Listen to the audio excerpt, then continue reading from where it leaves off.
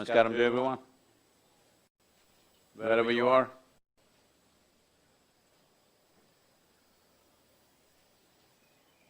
Well,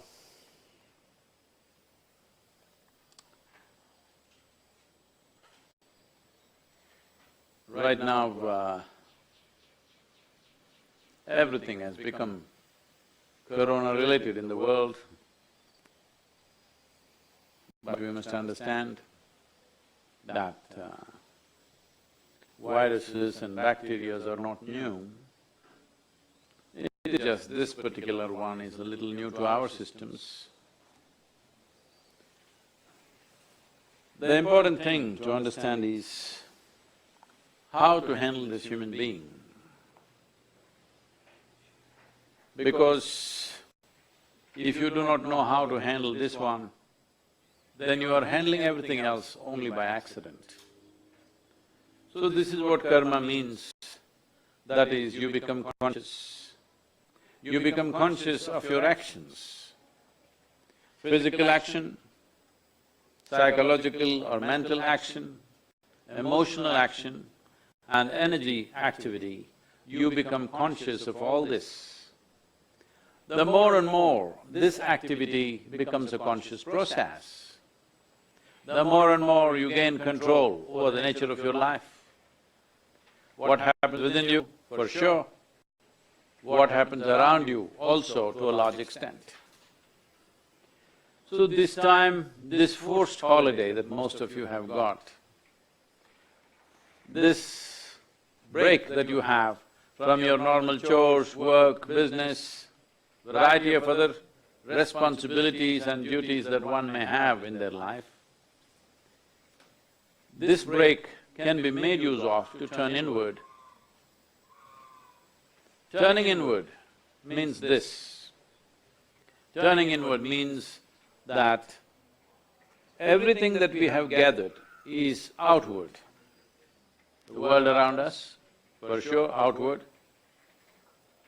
Things that we possess in our life, our home, our clothes, our automobiles, our relationships, well, even our body, because this also we gathered over a period of time. So everything that we have gathered is outward, including the content of your mind, which you gathered from outside, and the karmic substance that you gathered through the process of life. So leaving the outward, if you sit here creating a little distance between you and everything that you have gathered, you have naturally become inward. So the difference is just this, what is me and what is mine. This distinction needs to happen in your experience. For this there are many methods.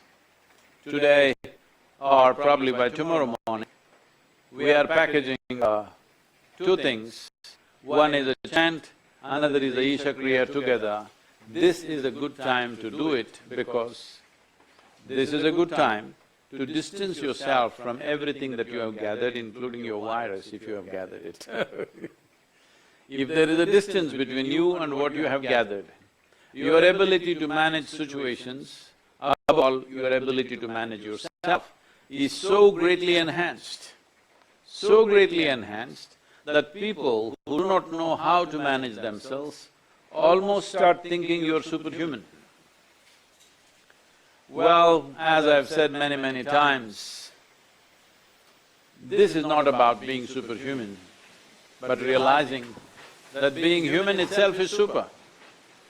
So now a whole lot of people are complaining, what do we do with our time? We can't go to office, we can't go to business, we can't go out, we can't go to restaurants. What do we do at home? When did home become such a terrible place?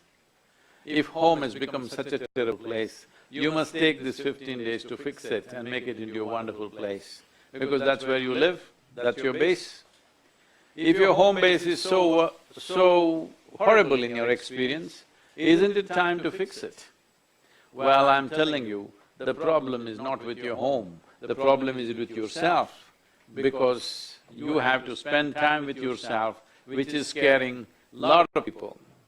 Well, if it is so that being with yourself is such a big problem, I want you to appreciate the problem that the world may be having, working with you, being with you, your family, people who work with you, your friends, how much trouble they must have with you when you are terrified of spending time with yourself. It is very important that we fix that also. This is a good time to do that because, well, in some way, hope the losses of life, the loss of life will be very minimal for all of us. But whether it happens or not right now, the fear of virus means essentially mortality is staring in your face. So if mortality is staring in your face, you understand how fragile human life is. So at a time like this, it is good to make a distinction between what is you and what is not you, what is me and what is just mine. What belongs to me is all right. What is me is of vital importance. Whatever may belong to you, you may spend a lifetime gathering things, but well, there is no container service at the end of your life. So we have come here with a limited amount of time and energy. Now there is a reminder of our mortal nature by a microorganism. Well, I want you to understand that the organism is not against you, it is just trying to make its life. Unfortunately, its aggressive way of making life takes your life. Like human activity, human beings in search of their well-being, how they've destroyed life on this planet, how they're threatening the very life of the planet itself.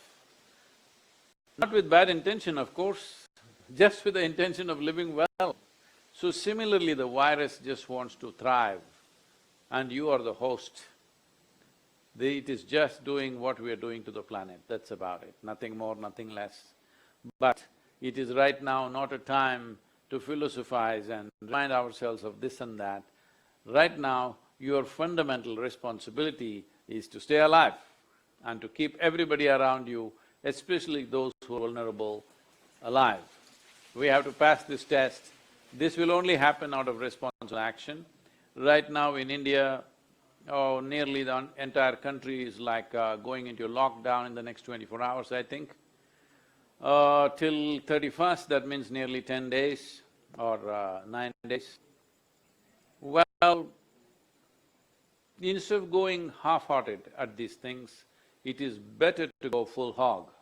That's what government has decided. The state governments have also made up their minds on this. So, airlines are all grounded, trains are cancelled, no public transport, except a few essential services, everything is down. This resolve is very necessary to make this into a successful process. Otherwise, half-hearted resolve just causes substantial amount of trouble without results. We must go all out and we must be ready for a 2 or 3 week lockdown. I know this is very expensive economically, in terms of business, in terms of livelihoods, many problems are there. But all these problems are better than being dead. Being alive is the most important thing. Problems we will handle, we will pick up the pieces of our life after this situation is over and see how to build back our lives. Institutions, businesses, individual people, everybody will take the hit. But it is important that we do not allow people to die. We do not allow people to perish simply because of irresponsible action. It's extremely important that you stay alive. That's the most important thing right now. Rest of it, we will see later.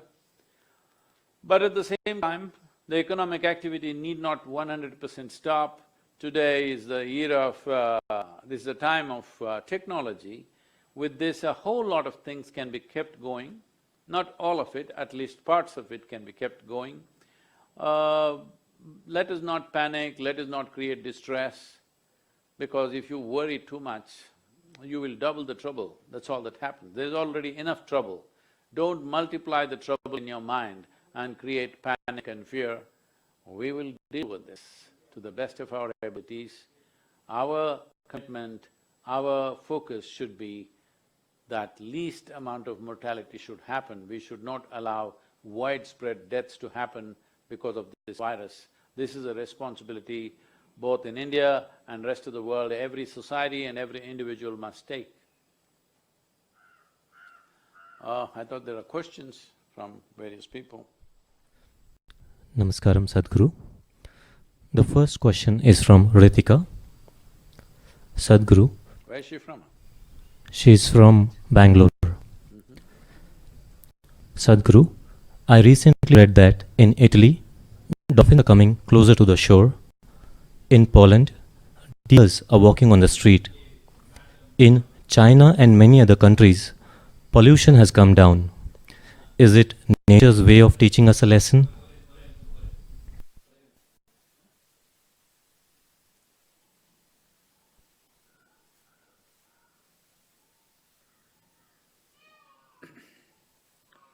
Well, we are referred to as human beings. No other creature on this planet is referred to as a being. We are human beings. That means the basic qualification is we know how to be. Unfortunately, humanity is going about trying to defy this. Well, I've been saying this in many ways. If we don't learn to do things right consciously, nature will teach it to us in a very cruel way. The most important thing in all this is population itself. Right now, what is it that is bothering us with this corona? There is the density of population which makes it jump all over the place. But nobody wants to address. Generally, leaders in the world have not addressed this because nobody wants to go against religious groups who are always against this for whatever reason. This is going on for too long. So one basic thing is population. This is really the only problem if you ask me.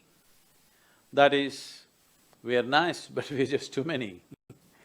Now, we took death into our hands with medical sciences, vaccinations and everything. Once we take death into our hands, it's just simple sense to take birth also into our hands. Birth, we believe, is God's work. Death, we want to ensure we are responsible for it and we will handle it. Birth also should be handled with the same thing. If death is postponed, birth needs to be postponed, this is an important thing. The human footprint has become so big, so very big, that there is no room for other creatures to live.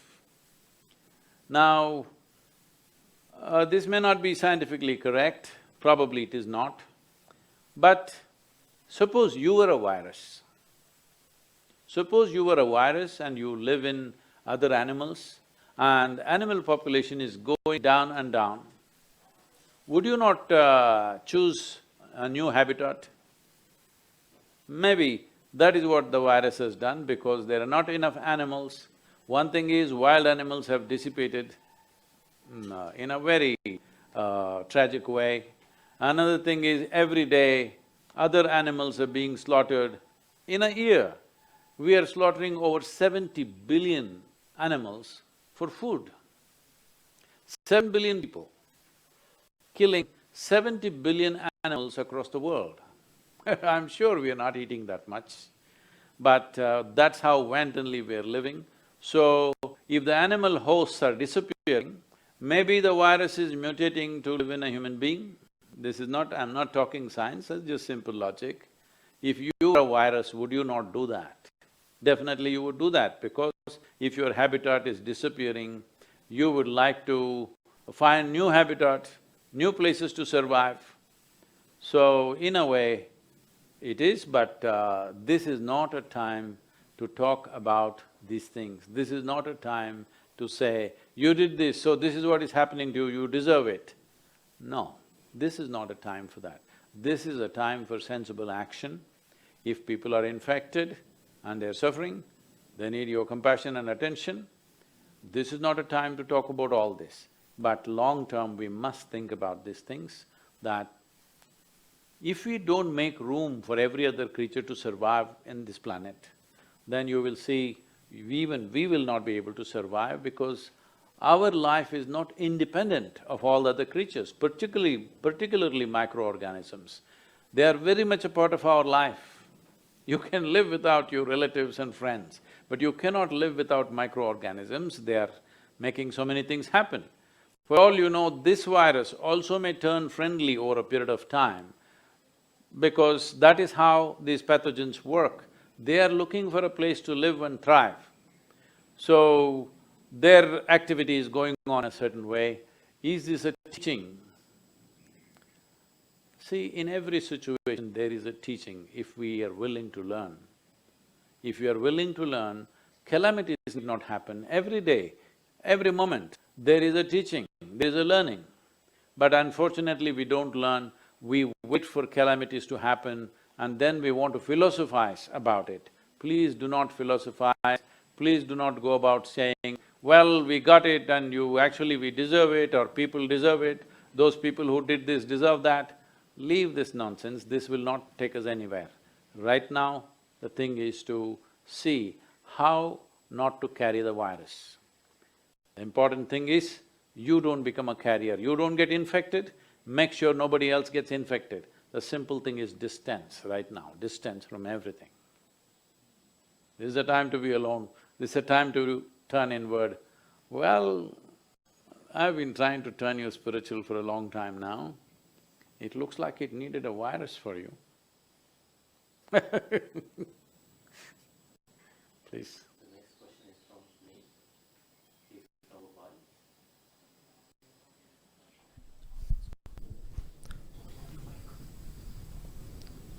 Namaskaram, Sadhguru. Namaskar. Is there anything all the Isha volunteers all over the world can do in making this situation a little better? All these millions of volunteers we have, right now the best thing is to stay off the streets, stay away from people around you, keep 5 to 6 feet distance, and a simple respiratory etiquette that everybody is talking about. Manage this. Right now there's nothing much to do. In the local areas here around Isha Yoga Center, we thought of launching a awareness campaign for the rural folk. That is still in consideration because what I gather is most people are already aware because of the television and the social media that is on. So they're pretty well informed, even in rural areas.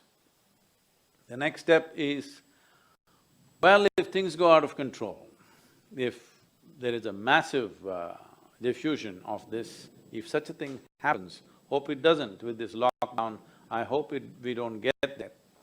But yesterday, in my conversation with the health minister in Tamil Nadu, we have offered that if it becomes necessary that you need thousands of disciplined volunteers, we are available and we will come and serve. So this commitment we have taken. Similarly, in wherever you are in the world, this is something that you can offer. Well, there's a risk to this, of course. There is a risk going out. You yourself should be extremely disciplined to see that you don't add to the problem. Instead of trying to solve the problem, you should not go there and you yourself become sick and add to the problem. Every person who gets infected is adding to the problem. This is what we need to stop. Right now, the best thing is to stay away from people, stay at home, or if you're not in a city, if you're somewhere in more spacious areas like rural areas or hills or somewhere, it's best to be outdoors rather than indoors. Instead of being cooped up in with the family of 5 or 10 in a small building with 4 walls, it's better to be outside. The important thing is you maintain at least 2 meters space around you all the time, till this passes. Well, is this going to pass off just like that? Maybe not.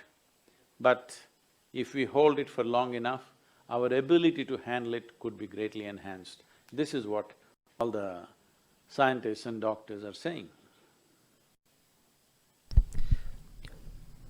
Next question is from Zahid. Namaskaram Sadhguru. I have been binging on your videos from the last few days of lockdown.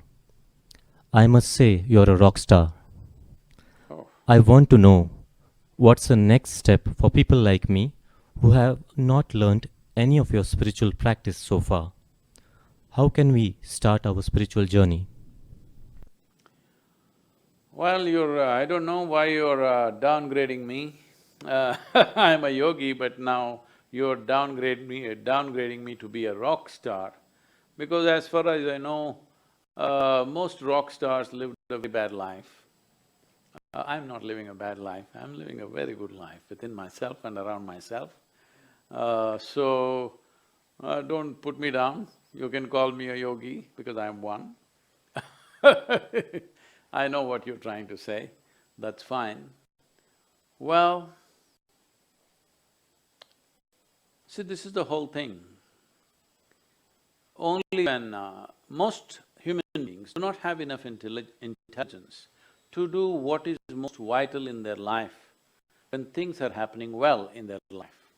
They need a calamity, they need a disaster to wake them up. Fine, it has come, hope it doesn't turn into a disaster, but an impending calamity is staring us in the face. So this is the time you want to turn spiritual, it's fine. I don't know or I don't care for what reason you turn spiritual as long as you make your life profound. First of all, let us understand what is spirituality and what is a spiritual practice. Everything that you've gathered is largely physical in nature, including relationships and works, it's all physical things. That which you did not gather, that which is life itself, this is spiritual process. Essentially, what you are saying is, should I do a spiritual process means, should I find a means to delve deep into myself, know the profoundness of my existence, or should I live just on the surface? Should I just live with a heap of things that I've gathered, or should I know the nature of my existence? This is the question you're asking. You should, you did not do it all this time, now you think I'm a rock star, so if you like that, it doesn't matter how it works for you. But as I said, we are putting out a package of a certain chant and a certain practice called Ishakriya. It'll be available on the app, you can make use of it. The chant is about generating samat prana or heat in the system, ushna in the system.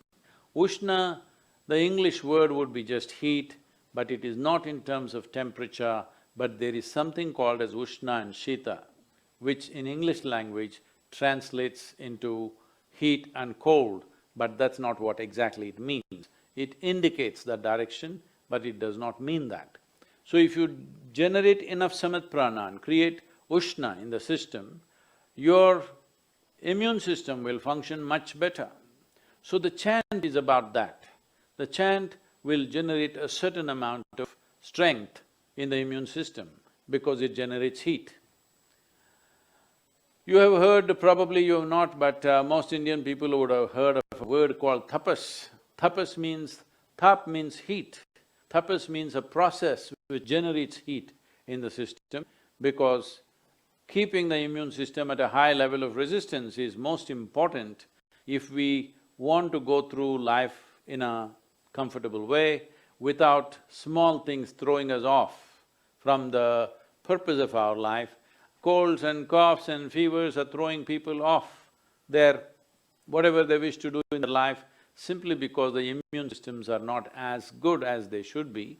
So we will teach you this chant and Ishakriya, which will help you to hold yourself little away from everything that you've gathered, including your body and the content of your mind. If you do this, the important thing is just this. See, you know only two kinds of suffering, physical suffering and mental suffering. Once you create a little distance between you and your body, between you and your mind, this is the end of suffering. So this is a time when you should make yourself in such a way you are beyond suffering. Once you're beyond suffering, you will naturally want to explore the very depth of your existence. This question is from Sergi. Dear Sadhguru, I live in France, but I'm an Italian. All my family is in Italy. How can we not panic and be calm in this situation? It is very difficult for me to stay quiet. Thank you for your help and take care of you. Well, different people around the world are placed in different situations. Just yesterday I was talking to somebody that I know very well, that her son is in New York City, infected with coronavirus. Here, mother and father are here in India. The boy is alone there in his apartment and they're terrified. Now she's telling me, why do we send our children so far away? Can't they be happy and well here, where we are? We send them so far away, now he's infected with coronavirus and I don't know what to do.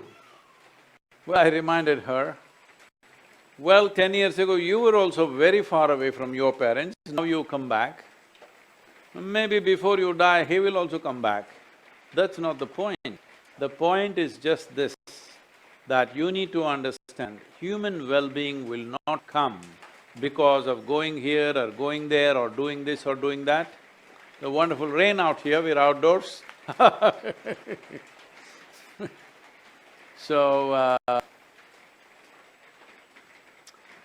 I understand the struggle that people who are dear to you are elsewhere, particularly in a place which is going through throes of infection and I'm sorry, hundreds of deaths per day, definitely you will be concerned. But by worrying yourself to sickness, by panicking, you're not going to solve any problem. As I said, the more you worry, that you will only double your trouble. There is trouble right now. Nobody can deny that. There is genuine trouble for all of us, no question about it. But shall we deal with the trouble to the best of our capabilities or shall we multiply it in our mind? This is the choice we have. I would advise, please do not multiply this in your mind. There is enough problem in the world already. All of us, let us see how to deal with this, how to minimize this problem for ourselves and everybody else around us. This is the focus, this is what it should be, and this is what we should execute because this is what is needed out of a human being. This question is from Tejas. Namaskaram Sadhguru. I recently read an article mentioning that after the lockdown in China, divorce rate went up. Now that we are starting it in India, do you have any tips for us Indian couples? Well, if your marriages are surviving only because of separation, it's a sad state. Well, at least the virus has made them realize they're in a marriage which actually they did not have, because staying together for a couple of weeks, it's going to break up everything. Well, that means you really didn't have a marriage, you just had an arrangement which was going on because of your absence, not because of your presence. I don't think that will be a big issue in India. I'm sure here, those who have been busy all their lives, they will enjoy being with their families.